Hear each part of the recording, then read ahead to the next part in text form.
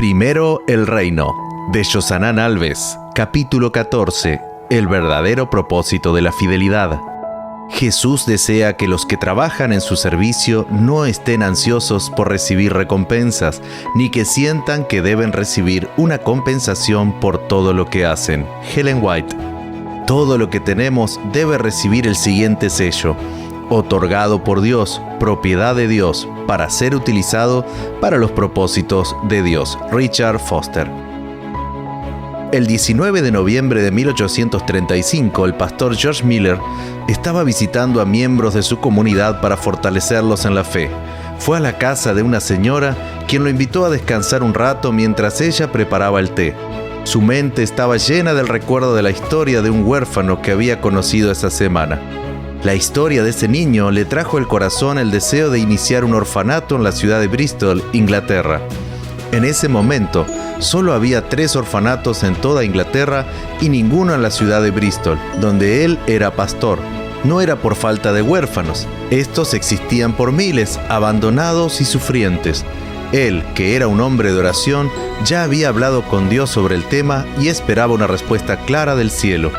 Mientras esperaba el té, decidió mirar los libros de esa dama y se encontró con la biografía de August Hermann Frank. George miró detenidamente el libro. Ya lo conocía bien, ya lo había leído 2 veces, y cada vez que lo leía le conmovía profundamente la historia de ese pastor del siglo XVIII que decidió abrir un orfanato y que tenía como regla no pedir a nadie recursos para mantener el orfanato, que dependía únicamente de las respuestas a sus oraciones. Miller recordó que fue la historia de ese hombre lo que lo había influenciado para tener la misma regla de vida y comenzar sus aventuras de completa dependencia de Dios. Durante el resto de la semana no pensó en nada más. ¿Era esa la voluntad de Dios para su vida, iniciar un orfanato? Al final de la semana decidió compartir el plan con su amigo Henry Craig. El plan ya estaba delineado por completo. Alquilaría una casa barata en el centro de Bristol. Recibiría entre 20 y 30 niños necesitados de un hogar. Proporcionaría comida y ropa y los educaría como si fueran su propia familia. Sin embargo, Henry se sintió aprensivo y decidió ser franco con su amigo y explicarle por qué no podía abrir un orfanato. «No tienes dinero», Miller dijo.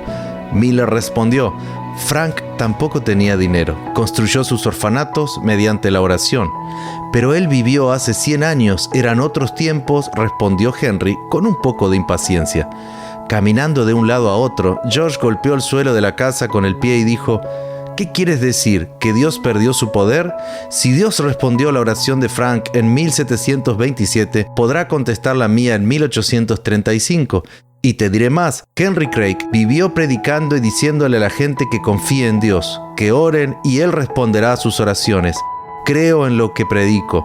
Sé que es posible elevar las manos y tocar a Dios cuando oras. Lo he comprobado en mi propia experiencia. La oración ha transformado mi vida y quiero ayudar a otras personas a vivir lo mismo». Entonces, ¿vas a abrir un orfanato para mostrarle al mundo entero que Dios responde a las oraciones? ¿Es por eso que quieres abrir un orfanato?, respondió Henry.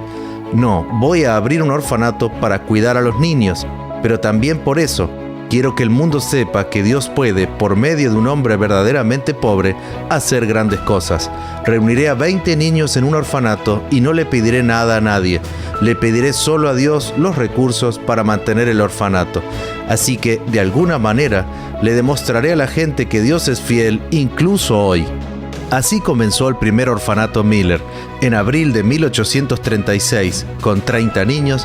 En 1870 ya existían 5 orfanatos, con 2.000 niños y 200 empleados.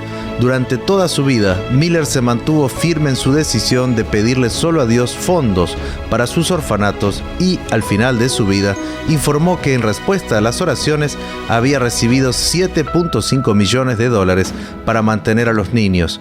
Creo que pocas personas en la historia de la humanidad han tenido experiencias tan extraordinarias de dependencia y seguridad en Dios como él. Un día, alguien le preguntó: «Señor Miller, ¿no tiene miedo de que algún día Dios no envíe recursos y los niños tengan hambre?» Rápidamente respondió: «Si Dios me falla, quedaré sorprendido, ya que sería la primera vez».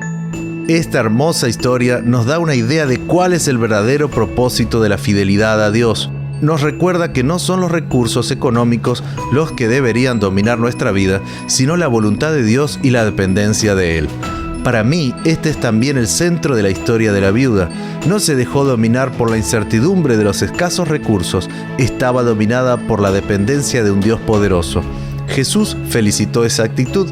El verdadero propósito de la fidelidad no es recuperar lo que damos, sino transformar nuestro carácter y volvernos dependientes de Dios. En la historia de la viuda, Cristo felicitó lo que la mayoría de la gente condenaría. Quizás argumentarías, 2 monedas eran de poca importancia para el tesoro, pero de gran importancia para ella. Si hubiera dado una moneda y se hubiera quedado con la otra, no solo habría evidenciado piedad, sino también sentido común. Sin embargo, a los ojos de nuestro Señor, su entrega fue correcta y fue elogiada por ello.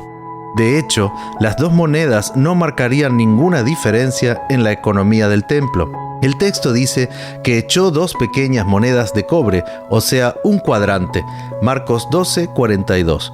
La expresión 2 pequeñas monedas se refiere al leptón, que era una moneda pequeña de cobre y tenía el valor monetario más bajo de la economía judía.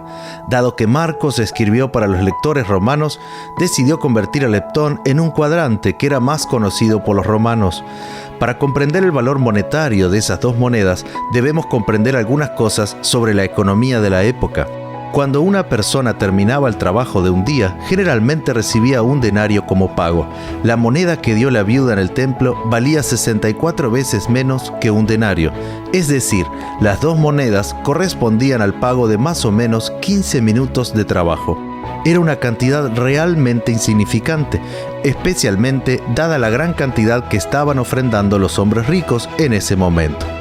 Marcos deja en claro a los lectores cuán pequeño era el valor monetario de la ofrenda para mostrar que este sacrificio no haría la menor diferencia en la economía del templo, pero sí marcaría una gran diferencia en la vida de la viuda. ¿Entiendes qué es la fidelidad ahora? ¿Entiendes que el mayor objetivo de nuestros recursos no es mantener la causa de Dios? El Salmo 50 fue escrito con este propósito para recordarnos que Dios es completo, no necesita lo que yo tengo para mantener su causa. En el versículo 10, él declara: pues todos los animales del bosque son míos, y soy dueño del ganado de 1000 colinas. En el versículo 12 continúa: si tuviera hambre, no te lo diría a ti, porque mío es el mundo entero y todo lo que hay en él. Si el principal objetivo que tenemos no es mantener la causa de Dios, ¿cuál es entonces el principal objetivo de la fidelidad? Lee esta cita de Ellen White: vi que ese sistema de diezmar desarrollaría el carácter y manifestaría la verdadera condición del corazón. Este es el verdadero objetivo de la fidelidad: desarrollar el carácter y mantener lo que realmente domina nuestro corazón. Necesitamos entender que el uso de los diezmos y las ofrendas es una cosa y su propósito es otra. Verás, los diezmos y las ofrendas se usan para promover la causa de Dios, pero el propósito de los diezmos y las ofrendas es desarrollar el carácter.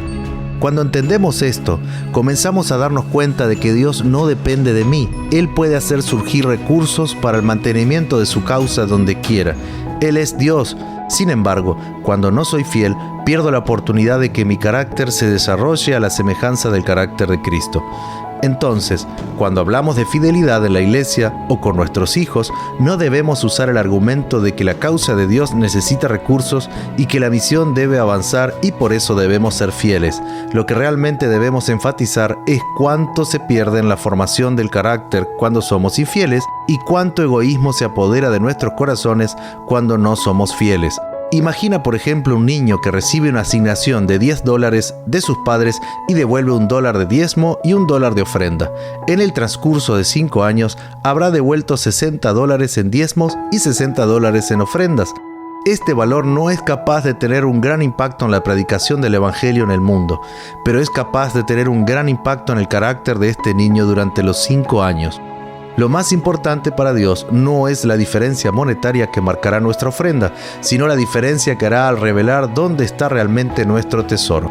Por lo tanto, soy fiel no por lo que reciba como retribución, no porque la causa de Dios dependa de mí, sino porque entiendo el papel de la fidelidad en la transformación de mi carácter y en la comprensión de la grandeza de mi Dios. Imagínate una manera de volverte amable, compasivo y perdonador como nuestro Creador. Este es el objetivo final de la santificación y la transformación del carácter. Y no te engañes, eso pasa por la fidelidad a Dios y el compromiso con su causa. Hoy quiero invitarte a escribir una pequeña oración, pidiéndole a Dios que continúe el proceso de transformación de tu carácter y que use la fidelidad para eso. Pídele a Dios que te ayude a comprender la importancia de la fidelidad para la vida cristiana. Además, pídele que te ayude a ser fiel en todos los aspectos de la vida, incluidos la devolución de los diezmos, las ofrendas y la ayuda a los más necesitados.